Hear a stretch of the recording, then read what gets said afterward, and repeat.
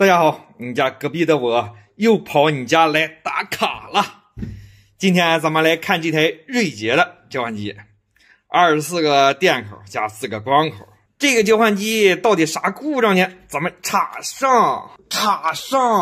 通电之后，这个灯也是在闪烁，但是它的代码呢，它就跑了一行，惜字如金呐，然后就一直卡在这儿不动了。前面的指示灯也是就一直这个状态。再有一个事儿啊，就是大家在发机器的时候，这个侧耳就不要带着来了。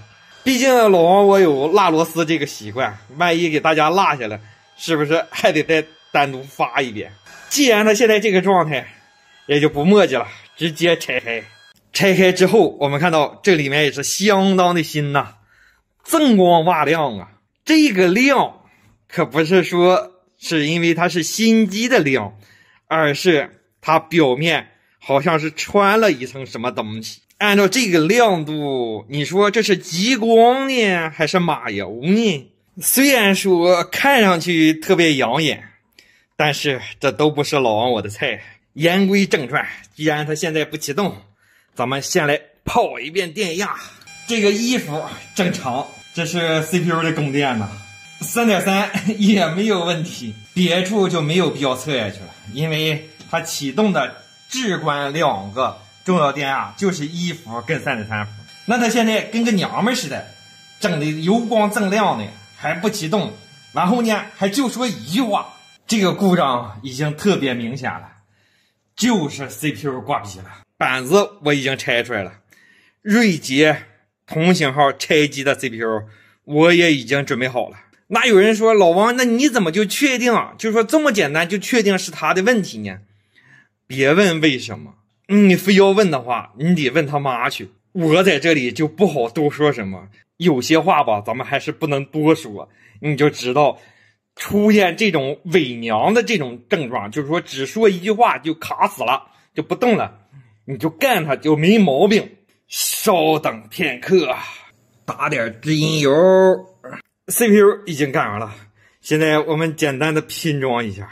机器简单的拼装了一下，螺丝我都没敢装啊，毕竟像这种娘胎里就带出来的毛病，老王我也没有十分的把握呀。现在我们插电，漂亮！哎，说两句，哎，好嘞。